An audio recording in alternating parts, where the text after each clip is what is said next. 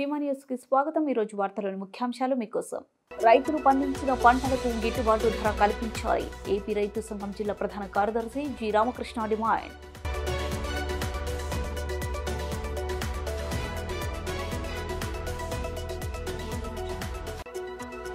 అణగారిన వర్గాల న్యాయం పట్ల పవన్ కళ్యాణ్ స్పందించాలని ప్రజా సంఘాల నాయకులు డిమాండ్.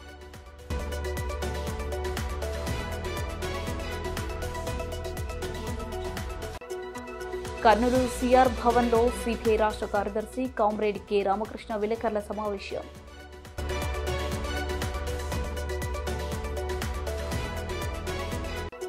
కర్నూలు మెడికల్ కళాశాల పూర్వ విద్యార్థుల ఆత్మీయ సమావేశం.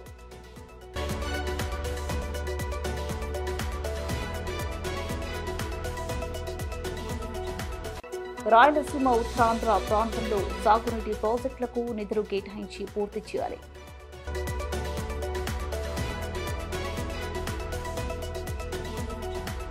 రైతులు పండించిన పంటలకు గిట్టుబాటు ధర కల్పించి రైతులు తీసుకున్న రుణాలను మాఫీ చేయాలని గ్రామ రెవెన్యూ సదస్సులో వచ్చిన రైతులు ఆర్జీలను తక్షణమే పరిష్కరించాలని ఏపీ రైతు సంఘం జిల్లా ప్రధాన కార్యదర్శి జి రామకృష్ణ డిమాండ్ చేశారు. సోమవారం రైతు సంఘం ఆధ్వర్యంలో రైతుల సమస్యలపై కర్నూలు ఆర్డీఓ కార్యాలయం ముందు ధర్నా కార్యక్రమం నిర్వహించారు. ఏపీ రైతు సంఘం జిల్లా సహాయ కార్యదర్శి కృష్ణ అధ్యక్షతన జరిగిన ధర్నా కార్యక్రమాన్ని ఉద్దేశించి ఏపీ రైతు సంఘం జిల్లా ప్రధాన కార్యదర్శి జి రామకృష్ణ, ఆంధ్రప్రదేశ్ వ్యవసాయ కార్మిక సంఘం జిల్లా సహాయ కార్యదర్శి బి నాగన్న, రైతు సంఘం జిల్లా ఉపాధ్యక్షులు గొందిపర్ల మాజీ సర్పంచ్ ఆంజనేయులు, రైతు సంఘం కర్నూలు మండల అధ్యక్షులు ఈ తాండ్రపాడు సర్పంచ్ బాలపీర, రైతు సంఘం జిల్లా నాయకులు పంచలింగాల మాజీ సర్పంచ్ వెంకటేశ్వర్లు, డివైఎఫ్ఐ జిల్లా అధ్యక్షులు రాఘవేంద్ర, సిఐటియు నాయకులు మధు, రైతు సంఘ ఓర్వకల్లు మండల కార్యదర్శి మధుసూదన్ పాల్గొని మాట్లాడారు. ఈ కార్యక్రమంలో రైతు సంఘం నాయకులు ఇస్మాయిల్, బడే సాహెబ్, కృష్ణ, మద్దిలేటి నాగన్న, లోకన్న, శివన్న, సీతారాముడు, ఈశ్వరయ్య, ఆంజనేయులుతో పాటు నన్నూరు, కన్నమడకల, బసాపురం, గొందిపర్ల, పంచలింగాల, ఓల్చెల గ్రామాల రైతులు పాల్గొన్నారు.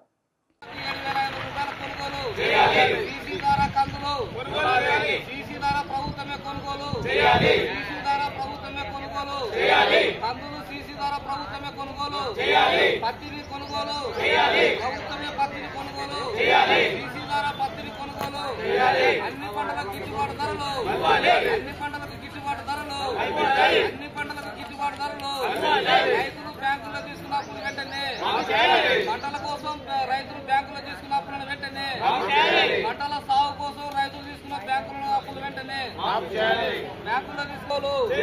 అన్ని పంటలు ప్రభుత్వమే సీసీ ద్వారా కొనుగోలు. అన్ని పంటలను ప్రభుత్వమే సీసీ ద్వారా కొనుగోలు. మిర్చిని సీసీ ద్వారా కొనుగోలు. పత్తిని సీసీ ద్వారా కొనుగోలు. గిట్టుబాటు ధరలు వెంటనే అన్ని పంటల గిట్టుబాటు ధరలు వెంటనే కొనుగోలు చేయాల. మిర్చి రైతులు అన్ని పంటల గిట్టుబాటు ధరలు వెంటనే పత్తిని సీసీ ద్వారా కొనుగోలు. పత్తిని సీసీ ద్వారా కొనుగోలు. నష్టపోయిన రైతులందరికీ నష్టపరిహారము. మిర్చి రైతులకు ₹1,00,000 నష్టపరిహారము. నష్టపోయిన మిర్చి రైతులకు ₹1,00,000 నష్టపరిహారము. నష్టపోయిన మిర్చి రైతులకు ₹1,00,000 నష్టపరిహారము. ఎకరాకు ₹1,00,000 నష్టపరిహారము. ఎకరాకు ₹1,00,000 నష్టపరిహారము. ఎకరాకు ₹1,00,000 నష్టపరిహారము. అణగారిన వర్గాల న్యాయం పట్ల పవన్ కళ్యాణ్ స్పందించాలని, సుగాలి ప్రతిబాయి కేసును ఎలా వదిలేస్తారని ప్రజా సంఘాల నాయకులు డిమాండ్ చేశారు. అణగారిన వర్గాలపై జరిగిన అఘాయిత్యాలపై ఊగిపోయి ప్రసంగించిన పవన్ కళ్యాణ్ సిబిఐ వదిలేసిన కర్నూలు జిల్లా ప్రతిబాయి కేసుకు సంబంధించి స్పందించాలని కేవీపీఎస్ జిల్లా ప్రధాన కార్యదర్శి ఎండి ఆనంద్ బాబు, డివైఎఫ్ఐ జిల్లా కార్యదర్శి వై నాగేష్, ఎస్ఎఫ్ఐ డివైఎఫ్ఐ జిల్లా అధ్యక్షులు ఎస్ అబ్దుల్లా, రాఘవేంద్ర డిమాండ్ చేశారు. సోమవారం కర్నూలు నగరంలోని కొత్త బస్టాండ్ వద్ద ఉన్న డివైఎఫ్ఐ జిల్లా కార్యాలయంలో ఎస్ఎఫ్ఐ, డివైఎఫ్ఐ, కేవీపీఎస్ ఆధ్వర్యంలో మీడియా సమావేశం నిర్వహించారు. ఈ సందర్భంగా వారు మాట్లాడుతూ 2017లో యావత్ రాష్ట్రమే తలదించుకునేలా కర్నూలులో సుగాలి ప్రీతిబాయి అనే విద్యార్థినిపై అత్యాచారం ఘటనలు జరిగాయన్నారు. ఎన్ని బెదిరింపులు, అవాంతరాలు ఎదురైనా గత 7 సంవత్సరాలుగా తన కూతురికి జరిగిన అన్యాయంపై సుగాలి ప్రీతిబాయి తల్లిదండ్రులు పోరాటం చేస్తూనే ఉన్నారన్నారు. ప్రీతిబాయి న్యాయ పోరాట కమిటీ ఆధ్వర్యంలో జరుగుతున్న పోరాటాన్ని తాను అధికారంలోకి రాకముందు అమాంతం మీదేసుకున్న జనసేనాని పవన్ కళ్యాణ్ దోషులకు శిక్ష పడేంత వరకు వదిలేదే లేదని ఊగి ఊగి ఉపన్యాసాలు చెప్పారన్నారు. విద్యార్థి యువజన సంఘం సామాజిక సంస్థల ఆధ్వర్యంలో మేము ప్రధానంగా ఈ జిల్లాలో జరిగినటువంటి ఒక దారుణమైన ఘటన పైన మీడియా ముఖంగా తెలియజేస్తా ఉన్నాం. గత 7 సంవత్సరాల క్రితం కర్నూలు జిల్లానే కాదు రాష్ట్ర వ్యాప్తంగా ఉన్నటువంటి ప్రతి ప్రజానీకాన్ని కూడా తలదించుకునేలా చేసినటువంటి ఘటన ప్రీతిబాయి ఘటన. ఒక సుగాలి విద్యార్థినిని అత్యంత కిరాతకంగా అత్యాచారం చేసి హత్య చేసినటువంటి ఘటనలో మనం చూసే చాలా పోరాటాలు నిర్వహించాం. ప్రీతిబాయి న్యాయ పోరాట కమిటీ అనేటువంటిది ఏర్పాటు చేసి రాష్ట్ర వ్యాప్త పోరాటాన్ని కూడా చేసినటువంటి పరిస్థితి ఉంది. అయితే ఈ 7 సంవత్సరాల కాలంలో ఆ కుటుంబానికి జరిగిన న్యాయం ఏదైనా ఉంది అంటే ఒక బ్రహ్మాండమైన అన్యాయం జరిగింది అని చెప్పేసి చెప్పుకోవచ్చు. గత తెలుగుదేశం ప్రభుత్వం అధికారంలో ఉన్నప్పుడు ఘటన జరిగితే ఆ తర్వాత జగన్మోహన్ రెడ్డి అధికారంలోకి వచ్చాడు. అది కూడా సంపూర్ణంగా పోయి ఈ రోజు కూటమి ప్రభుత్వం అధికారంలోకి వచ్చింది. జగన్మోహన్ రెడ్డి అధికారంలో ఉన్నప్పుడు పవన్ కళ్యాణ్ చెప్పినటువంటి మాటలను కనుక మనం గమనిస్తే నిజంగా ముఖ్యమంత్రి అనేటువంటి వాడు ఇంత దుర్మార్గమైన ఘటన జరిగితే కనీసం స్పందన కూడా లేదు అని చెప్పేసి ఎక్కడికి పోయినా మాట్లాడే మొదటి మాట ఏది అంటే ప్రీతిబాయి గురించి మాట్లాడే రకంగా ముందుకు పోయేటువంటి పవన్ కళ్యాణ్ ఈరోజు సమాధానం చెప్పాలి అని చెప్పేసి మేము కోరుతా ఉన్నాం. ఎందుకోసం అంటే ఈరోజు సిబిఐ వాళ్ళ చేతులు ఎత్తేసారు. మేము మా దగ్గర వనరులు లేవు కాబట్టి ఇంకా సూక్ష్మమైనటువంటి కేసులు ఉన్నాయి కాబట్టి వాటి కోసం మేము ప్రయత్నం చేస్తామని చెప్పేసి ఈరోజు రఘురామరాజన్ గారు డైరెక్ట్ గా రాతపూర్వకంగా కోర్టుకు తెలియజేసినటువంటి ఒక పరిస్థితి నెలకొంది. మరి ఆ రకంగా నెలకొంది అంటే మరి రాష్ట్ర ప్రభుత్వం ఏం చేస్తా ఉంది, రాష్ట్ర ఉప ముఖ్యమంత్రిగా ఉన్నటువంటి పవన్ కళ్యాణ్ గారు ఏం చేస్తున్నారు అని చెప్పేసి మేము అడుగుతా ఉన్నాం. ఆ రకంగా అన్యాయం జరిగిన తర్వాత వాళ్ళపైన తీసుకున్నటువంటి చర్యలేమి, ఆ కుటుంబానికి చేసినటువంటి న్యాయం ఏమి, రేపు భవిష్యత్తులో ఇలాంటి ఘటనలు జరగకుండా మీరు తీసుకున్నటువంటి ఈరోజు ఏసీబీ వాళ్ళు మేము ప్రీతిబాయి కేసును క్లోజ్ చేస్తున్నాం అనేసి హైకోర్టుని సమర్పించడం జరిగింది. ప్రధానంగా గత 7 సంవత్సరాల కిందట కర్నూలులో ఒక సంచలనమైన ఏదైతే గిరిజన విద్యార్థిని లైంగికంగా వేధిస్తూ లేదంటే అత్యాచారం చేసి హత్య చేసిన గిరిజన అమ్మాయిని ప్రీతిబాయి ఏదైతే ఉందో ఆ ప్రీతిబాయి కుటుంబానికి అండగా ఉంటారనేసి పవన్ కళ్యాణ్ గారు అధికారంలో రాకముందు వాళ్ళ తల్లిదండ్రులని పక్కన పెట్టుకుని మీకోసం నేను లాస్ట్ వరకు పోరాడతాను, న్యాయం చేసేంత వరకు పోరాడతాను అన్నాడు. మళ్ళీ అధికారంలో మీ చేతిలో ఉంది, ఉప ముఖ్యమంత్రి ఉన్నాను, మళ్ళీ ఏం చేస్తున్నావు వాళ్ళ కోసం అనేసి నేను ఎస్ఎఫ్ఐ క్వశ్చన్ చేస్తా ఉన్నాను.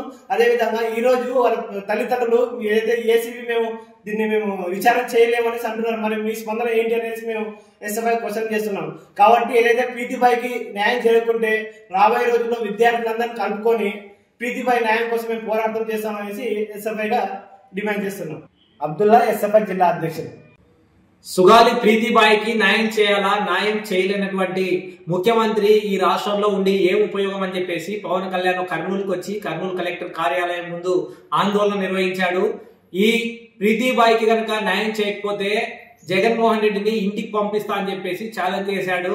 ఆయన ఛాలెంజ్ ప్రకారం ఈరోజు సుగాలి ప్రీతిబాయికి మరి న్యాయం జరిగిందా లేదా అని చెప్పేసి ఈరోజు మేము డివైఎఫ్ఐగా అట్లాగే మిగతా ప్రజా సంఘాలుగా ప్రశ్నిస్తున్నాం.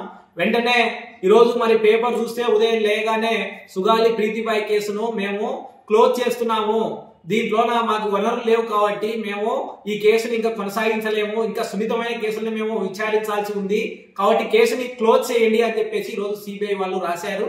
మరి సిబిఐ వాళ్ళు ఈరోజు అట్లాంటి స్టేట్మెంట్ ఇచ్చినారు అంటే పవన్ కళ్యాణ్ ఏమైనా ఆ స్టేట్మెంట్ చూస్తున్నాడా లేదా రోజు ఒక దేవాలయానికి పోయి ఆ దేవుళ్ళకు మొక్కుకుంటా నిద్రపోతున్నాడా అని చెప్పేసి ఈరోజు మేము ప్రశ్నిస్తా ఉన్నాం.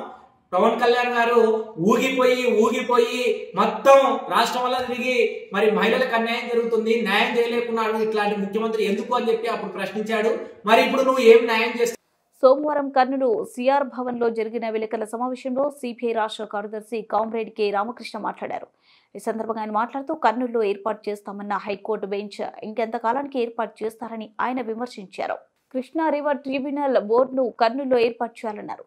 ఈ నెల 24 నుంచి జరిగే బడ్జెట్ సమావేశాల్లో వెనుకబడిన రాయలసీమ జిల్లాల అభివృద్ధి కేటాయించాలని డిమాండ్ చేశారు. ఈ సమావేశంలో సిపిఐ రాష్ట్ర కార్యవర్గ సభ్యులు రామాంజనేయులు, నక్కి లెనిన్ బాబు, జిల్లా సహాయ కార్యదర్శి ఎస్ మున్నెప్ప, జిల్లా కార్యవర్గ సభ్యులు కె జగన్నాథం, నగర కార్యదర్శి రామకృష్ణారెడ్డి, సహాయ కార్యదర్శి చంద్రశేఖర్, మహేష్, ఏఐవైఎఫ్ జిల్లా కార్యదర్శి కె శ్రీనివాసులు, ప్రజానాట్య మండలి జిల్లా కార్యదర్శి నాగరాజు పాల్గొన్నారు. కేంద్రంలో అధికారంలో ఉన్న నరేంద్ర మోడీ ప్రభుత్వము ప్రజల ప్రాణాలతో మానాలతో చెలగాటమాడుతూ ఉంది. ఎందుకంటే మొన్న ఢిల్లీలో చూస్తే ఢిల్లీలో రైల్వే ప్లాట్ఫామ్ మీద ఉత్తి పుణ్యానికి ఆడ ఏమాత్రము కూడా గొడవ లేదు, గందరగోళం లేదు. ఒక జస్ట్ అనౌన్స్మెంట్తో 18 మంది ప్రాణాలు పోయినాయి. అది రైలుకు సంబంధించి అనౌన్స్మెంట్ వచ్చిన వెంటనే జనం భారీ ఎత్తున ఒక ప్లాట్ఫామ్ ఇంకో ప్లాట్ఫామ్కి పోయే క్రమంలో దాదాపు 18 మంది చనిపోవడము, అనేక పదుల సంఖ్యలో ఆసుపత్రి పాలు కావడము జరిగింది. మరి అదేవిధంగా కుంభమేళాలో అంటే వీడు కూడా కుంభమేళాకు పోయే భక్తులే. అదేవిధంగా కుంభమేళాలో కూడా దాదాపు 30 మందికి పైగా చనిపోయారు. అసలు ఈ ప్రభుత్వం మరి ప్రజల ప్రాణాలంటే దానికి విలువ ఉంది, దాన్ని ఏమన్నా కాపాడాలి అనేది కూడా లేదు, కనీసం కన్సర్న్ కూడా లేదు. ఏదో ఒక సంతాప ప్రకటన చేయడము, దాన్ని గాలికి వదిలేస్తూ ఉన్నారు తప్ప ఇంత జరుగుతూ ఉంటే ప్రజలు పదుల సంఖ్యలో చనిపోతూ ఉంటే, అది కూడా ఉత్తి పుణ్యానికి చనిపోతూ ఉంటే అసలు ఏమాత్రం కూడా చర్యలు లేవు. పైగా చాలా ఆశ్చర్యం ఏమంటే ప్రభుత్వమే ప్రచారం చేస్తూ ఉంది, ఇది మహాకుంభమేళ 144 సంవత్సరాలకు ఒకసారి వస్తుంది. కర్నూలు మెడికల్ కళాశాల పూర్వ విద్యార్థులు ఆత్మీయ సమావేశం సోమవారం ప్రభుత్వ మెడికల్ కళాశాలలోని ధనవంతరి హాల్లో నిర్వహించారు. ఈ సమావేశంలో కర్నూలు వైద్య కళాశాలలో చదివి ఇతర ప్రాంతాల్లో విదేశాల్లో స్థిరపడిన వైద్యులు అందరూ పాల్గొన్నారు. ఈ కార్యక్రమంలో విద్యా విధానంలో చోటు చేసుకుంటున్న మార్పులను చర్చించారు. నూతన సాంకేతిక విధానాలను అనుభవజ్ఞులైన వైద్యులు సభలో చర్చించారు. కర్నూలు వైద్య కళాశాల తమకు విడదీయరాని సంబంధం ఉందని వారు తెలిపారు.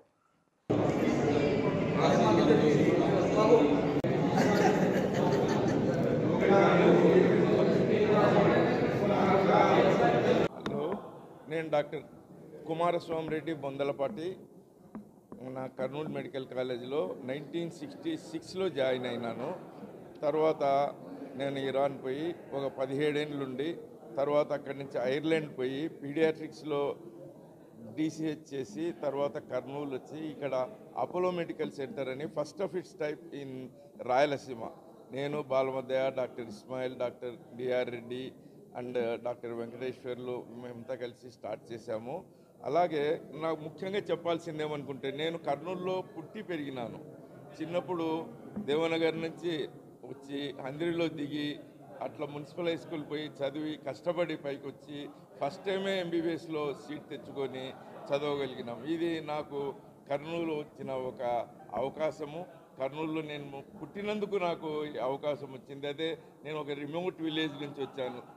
అక్కడ ఉండుంటే నేనేదో వ్యవసాయ కూలీని అయ్యిందును, కానీ ఇక్కడ ఉన్నందువలన నేను ఒక డాక్టర్ను కాగలిగినాను, ఈ స్థాయికి ఎదగలిగినాను. ఈ స్థాయికి ఎదగగలిగిన తర్వాత కర్నూలు అంటే చాలా అభిమానం.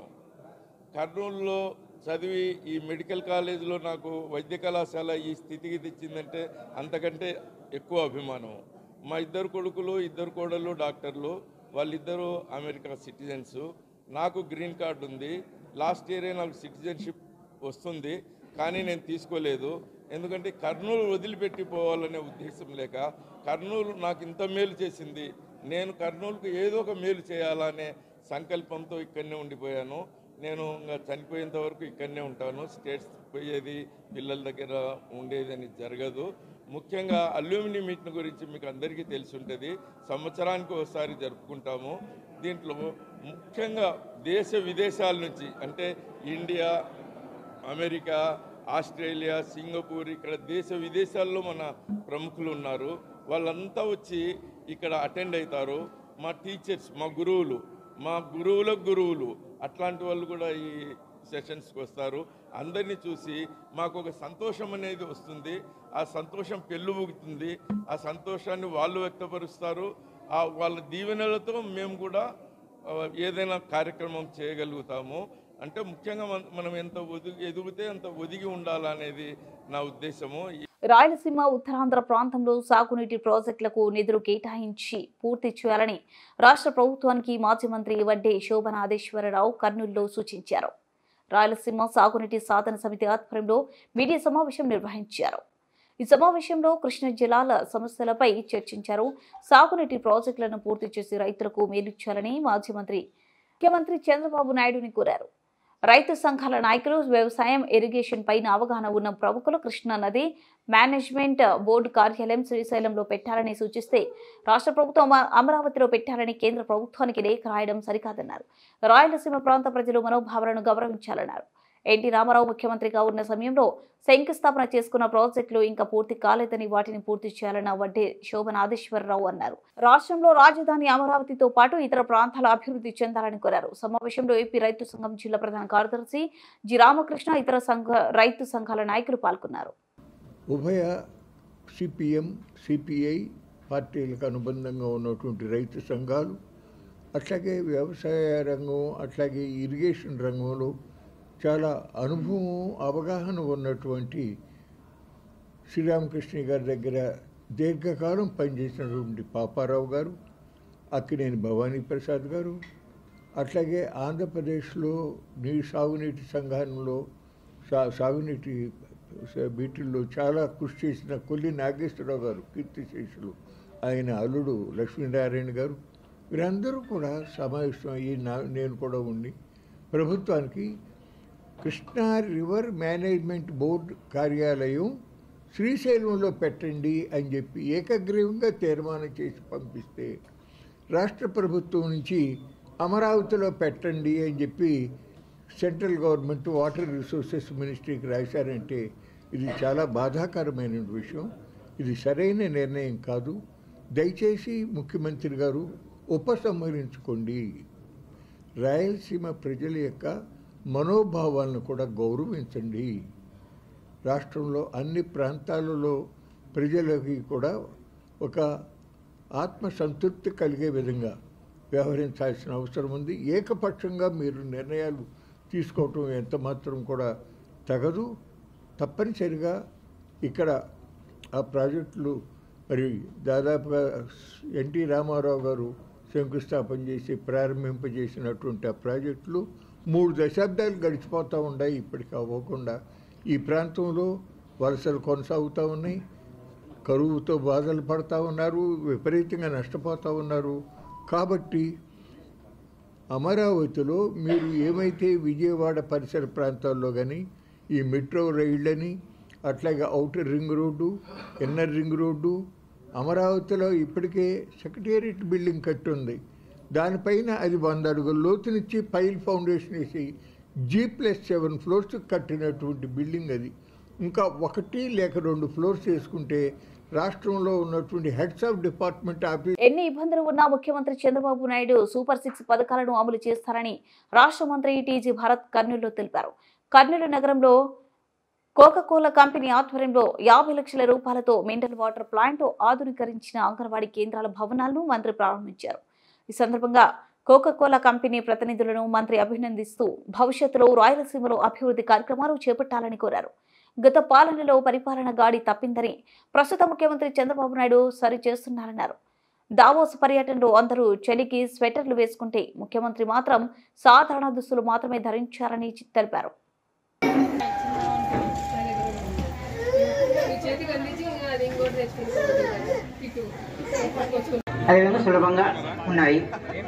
A brighter future. We have upgraded Anganwadi centers in Karnool, renovating buildings, installing hand wash stations. ప్రారంభిస్తే కార్యక్రమం సగం పూర్తయినట్లనేది అంటాం. నెక్స్ట్ మన గౌరవనీయ కలెక్టర్ గారు అంటే రంజిత్ భాష గారిని మాట్లాడాల్సిందిగా కోరుతున్నాం. ఆర్డీఓ సందీప్ గారు, అలాగే కోకోకోలా. బట్ కోకోకోలా వాళ్ళు ఈరోజు దాదాపు 50 లక్షలు తో మనకి ఇనిషియేటివ్ తీసుకొని అక్కడ గవర్నమెంట్ హాస్పిటల్ అంటే ఐడెంటిఫై, సార్ మీరు చెప్పండి ఏం ఇష్యూస్ ఉన్నాయి, ఎట్లాంటివి చేయగలుగుతాం, ఇవి మా పాయింట్స్, ఇట్లాంటి దాంట్లో మేము ప్రమోట్ చేయగలుగుతాం, మా ఇనిషియేటివ్స్ ఉంటాయని చెప్తే గవర్నమెంట్ హాస్పిటల్లో మనం మినరల్ వాటర్ ప్లాంట్స్ ఉన్నాయి. ఇంకా ఫర్దర్ కావాలంటే అక్కడ ఒక 2-3 మినరల్ వాటర్ ప్లాంట్స్ పెట్టడము, తర్వాత చిల్డ్రన్కి ఇట్లాంటి సెల్ఫ్ హెల్ప్ గ్రూప్స్లో ఒకటి, ఇలాంటి అంగన్వాడీ కేంద్రాలు అప్గ్రేడ్ చేసే దాంట్లో విషయంలో కానీ ఇట్లాంటి దానికి అన్నిటికీ కూడా వాళ్ళు ముందుకు వచ్చి వాళ్ళు సహకారాలు అందించారు. సో అందుకనే వాళ్ళకి ప్రత్యేకించి ధన్యవాదాలు తెలుపుతున్నా.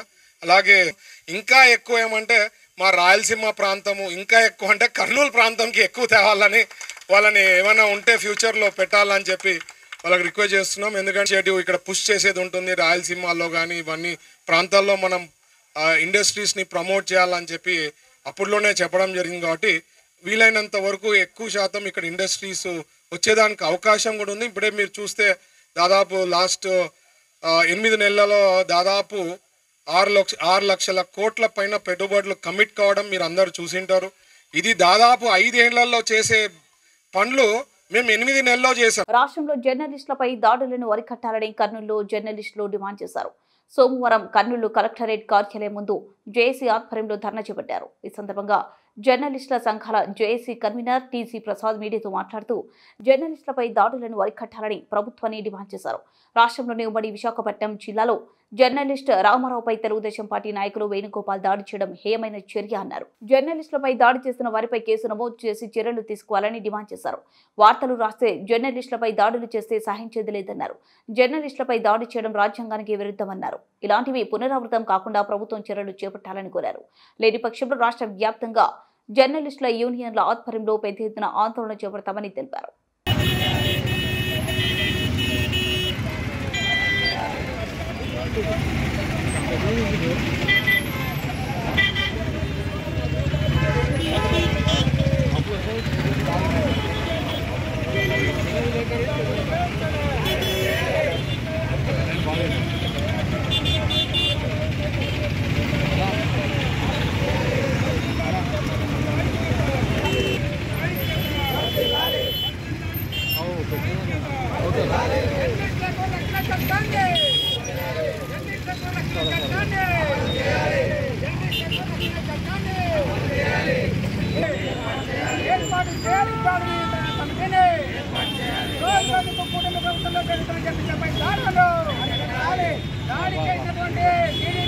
వేణుగోపాల్ నాయుడు రామారావుకు రక్షణను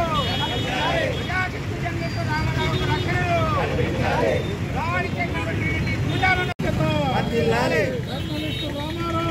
న్యాయం చేయాలి. జర్నలిస్టు రామారావుకు న్యాయం చేయాలి. విలేకరుల ఐక్యత, విలేకరుల ఐక్యత, విలేకరుల ఐక్యత. జర్నలిస్టులపై దాడులా టీడీపీ గుండాలను, టీడీపీ గుండాలను, జర్నలిస్టు రామారావుపై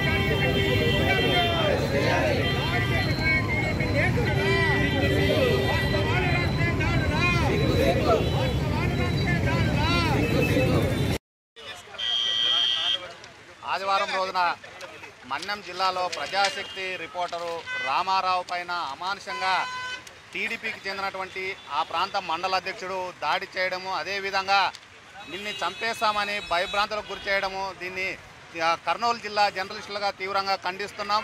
ఎందుకంటే కూటమి ప్రభుత్వం వచ్చిన తర్వాత రాష్ట్ర ముఖ్యమంత్రి చంద్రబాబు నాయుడు కూడా ఎక్కడ కూడా జర్నలిస్టులపైన దాడులు చేయకూడదని కింద స్థాయి వారికి ఆదేశించినప్పటికీ ఈరోజు దాడులు జరుగుతున్నాయి. వీటిపైన రాష్ట్ర ముఖ్యమంత్రి చంద్రబాబు నాయుడు, అదేవిధంగా ఉప ముఖ్యమంత్రి పవన్ కళ్యాణ్ ప్రత్యేకంగా దృష్టి సారించాలా. ఎవరైతే దాడులు చేస్తున్నారో వారిపైన కఠినంగా చర్యలు తీసుకోవాలా, పార్టీ నుండి సస్పెండ్ చేయాలని డిమాండ్ చేస్తున్నాం. అదేవిధంగా ఏదైతే రాష్ట్ర వ్యాప్తంగా జర్నలిస్టుల పైన వార్తలు రాస్తే దాడులు చేయడం ఇది ప్రజాస్వామ్యానికి విరుద్ధంగా ఉంది. ఇకనైనా జర్నలిస్టుల పైన దాడులను అరికట్టాలా, ప్రభుత్వం కఠిన చర్యలు తీసుకోవాలా.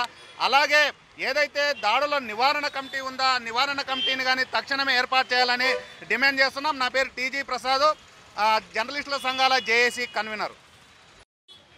పార్వతీపురం మన్యం జిల్లా మక్కువ మండల విలేకరి రామారావుపై టీడీపీ నాయకుడు వేణుగోపాల్ నాయుడు దాడి చేయడాన్ని తీవ్రంగా ఖండిస్తున్నాం. అదేవిధంగా దాడి చేయడంతో పాటు ఇంటికి వచ్చి చంపేస్తామని బెదిరించడం ఇది తీవ్రమైన చర్య. వెంటనే అతని మీద క్రిమినల్ కేసు నమోదు చేయాలి, అతన్ని అరెస్ట్ చేయాలి.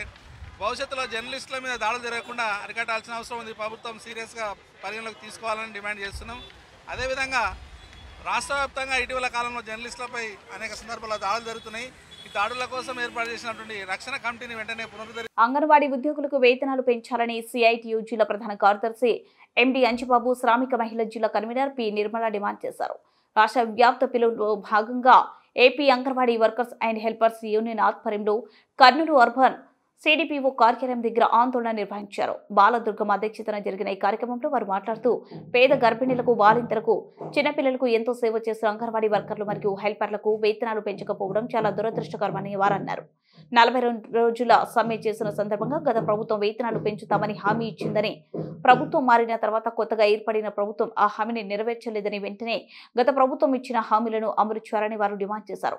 2019 నుండి ఇప్పటి వరకు అంగన్వాడీలకు వేతనాలు పెరగలేదని వారు ఆవేదన వ్యక్తం చేశారు.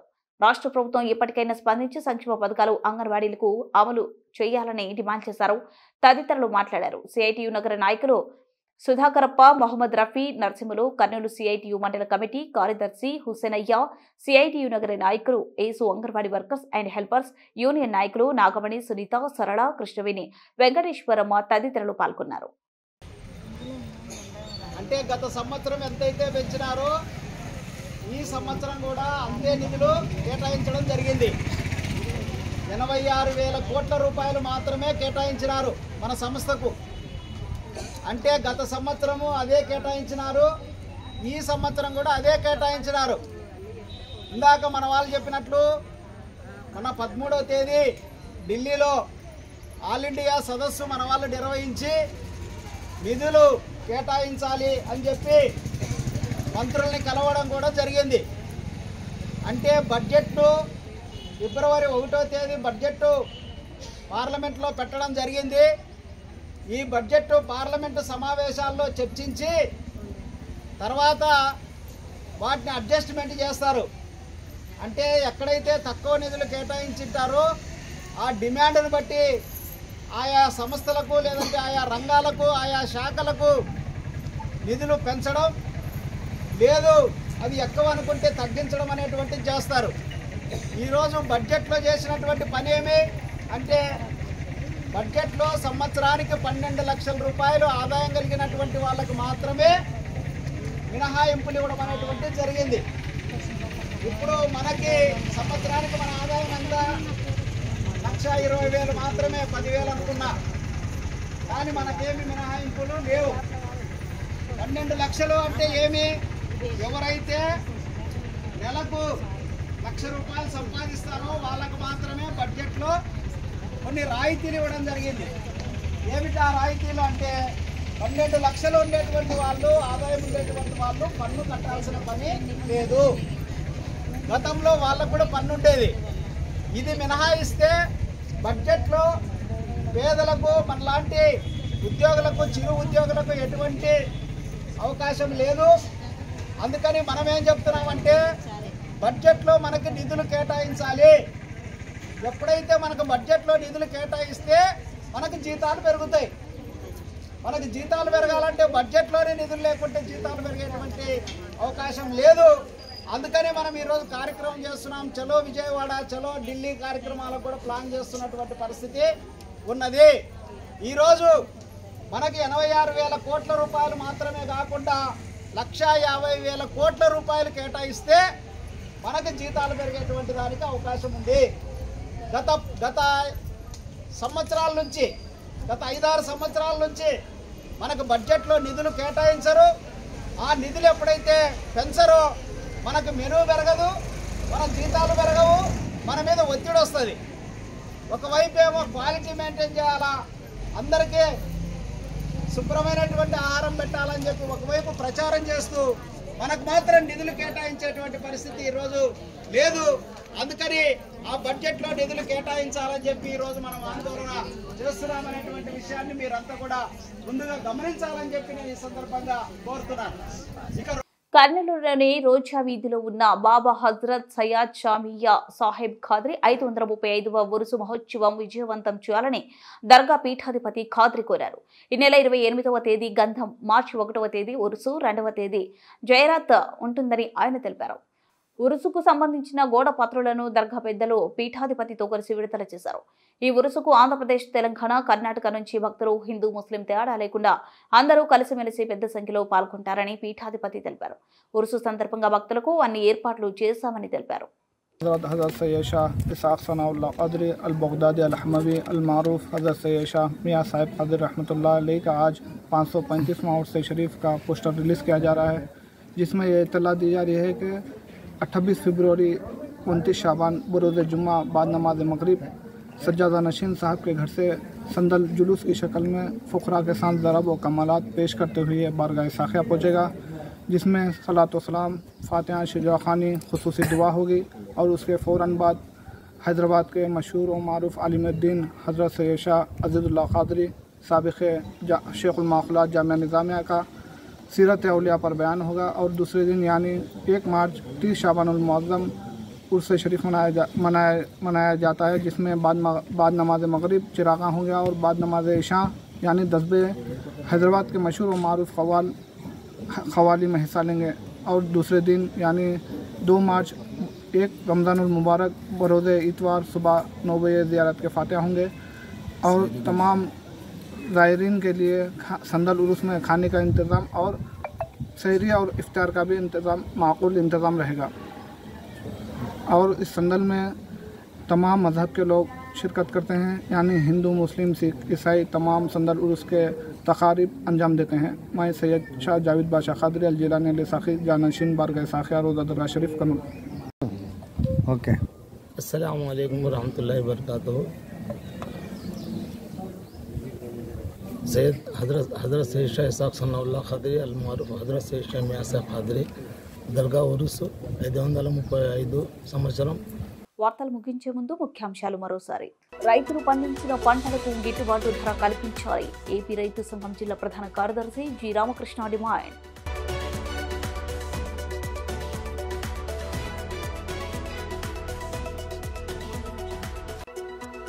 అణగారిన వర్గాల న్యాయం పట్ల పవన్ కళ్యాణ్ స్పందించాలని ప్రజా సంఘాల నాయకులు డిమాండ్.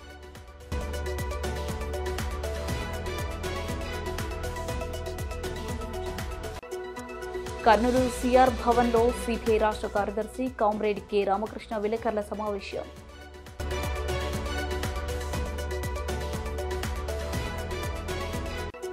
కర్నూలు మెడికల్ కళాశాల పూర్వ విద్యార్థుల ఆత్మీయ సమావేశం.